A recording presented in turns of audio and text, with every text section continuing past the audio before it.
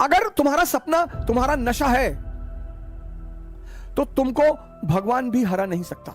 इस दुनिया में अगर आपका कोई शुभचिंतक है तो वो है मां बाप। मन दो चीजों से काबू में आएगा। बहुत सारे लोगों को महत्वाकांक्षा और जीवन यापन में फर्क ही नहीं पता। किसी गाने में अमिताभ बच्चन जी के बोल हैं कि नशा शराब में होता तो नाचती बोतल। एम्बिशन एक नशा है, वो जिसको हो जाए।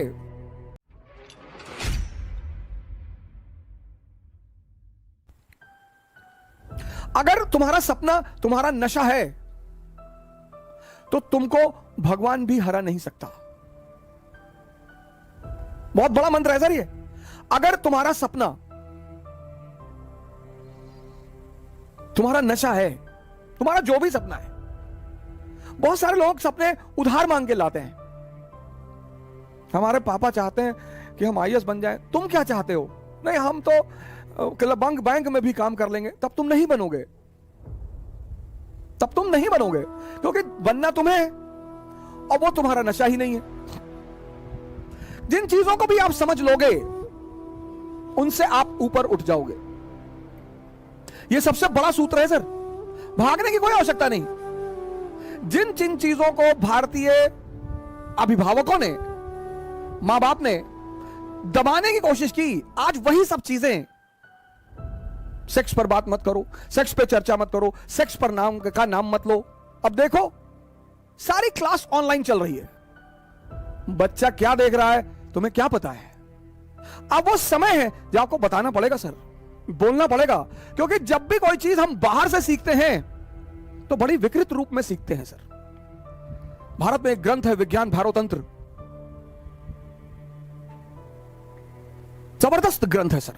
उसी पर आधारित ओशो ने किताब लिखी संभोग से समाधि। उस किताब में सेक्स की कहीं चर्चा ही नहीं है।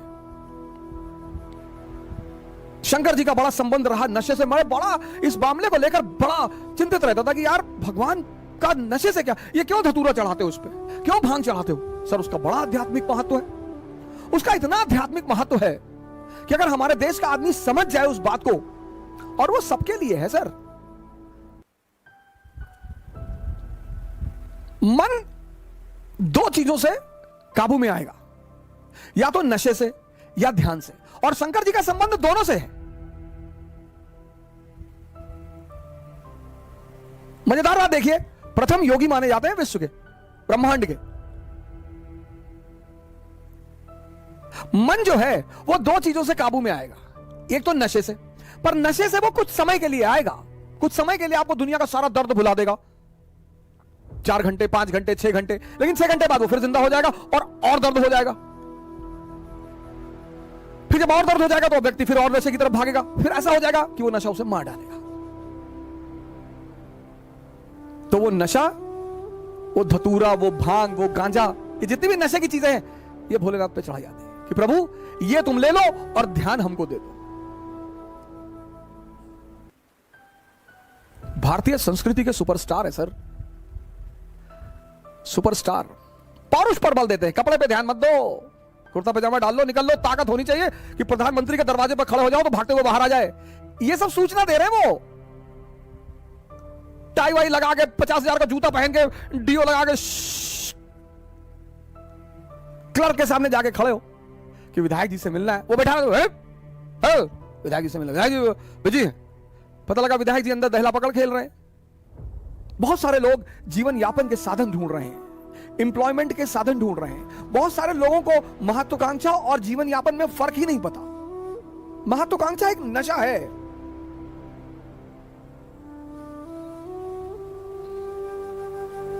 एम्बिशन एक नशा है, वो जिसको हो जाए। नेपोलियन को हो गया। किसी गाने में अमिताभ बच्चन जी के बोल हैं कि नशा शराब में होता तो नाचती बोतल। सब छोटे मोटे नशे हैं सर, बहुत छोटे मोटे नशे। अगर ये आपको प्रभावित करते हैं तो आपका मन विकसित नहीं हुआ सर। नशा तो पद का है सर। आप ये चेक कर लीजिए आपको जीवन में नशा किस चीज का है। अगर इन छोटी मोटी चीजों का है तो आप रह जाएंगे फिर वहीं पे। आप अपना नशा भी चेक करिए सर। मोदी जी को नशा रहा होगा, लालू जी को नशा रहा होगा, इन नशों ने ही इतनी ऊंचाई तक पहुंचाया सर, और किसी की हिम्मत ही नहीं है, और किसी की औकात ही नहीं है। नशा होना चाहिए सर। मुलायम सिंह यादव जी इतनी ऊंचाई तक पहुंचे, मायावती जी इतनी ऊंचाई तक पहुंची। किसका राजनीतिक करियर कैसा रहा वो एक अलग चीज है, लेकिन जब भी कोई सामान्य व्यक्ति असामान्य कार्य करता है तो वो नशे में ही रहा होगा। यहां लोग उठ नहीं पाते, या बड़े सारे लोग मेरे पास आते हैं, कहते हैं कि सर सुबह नींद नहीं खुलती। तो कौन कहता है सपने देखने के लिए? जब सपना देखो तो एक चीज चेक करो कि तुम्हारे अंदर उस सपने को लेकर नशा है या नहीं है। समाज का काम है आपको बर्बाद करना और भटकाना, यह समाज का धर्म है। उस समाज में अगर कोई आपको बनाने वाला मिल जाए मां बाप के अतिरिक्त, तो आप बहुत भाग्यशाली हैं। इस दुनिया में अगर आपका कोई शुभचिंतक है तो वो है मां बाप, सबके साथ। लेकिन होता क्या है, वो कठोर होते हैं हमारे प्रति। जो भी शुभचिंतक होगा वो कठोर होगा, जिसको शोषण करना होगा वो मृदु होगा। जैसे पड़ोस की आंटी, उनको कोई काम है, और बेटा बबलू कैसे हो बेटा, दिखाई नहीं पड़े, बेटा हमारा आटा लिया देते चक्की से लोग। अब मां इस तरह से नहीं बोलेगी, मां कहेगी बदतमीज कहां मरा हुआ था। तो अब हम ह्यूमन नेचर है हमारा, तो हमें मां बाप बड़े बुरे लगते हैं। लेकिन सूत्र यही है सर, जो भी आपके प्रति कठोर है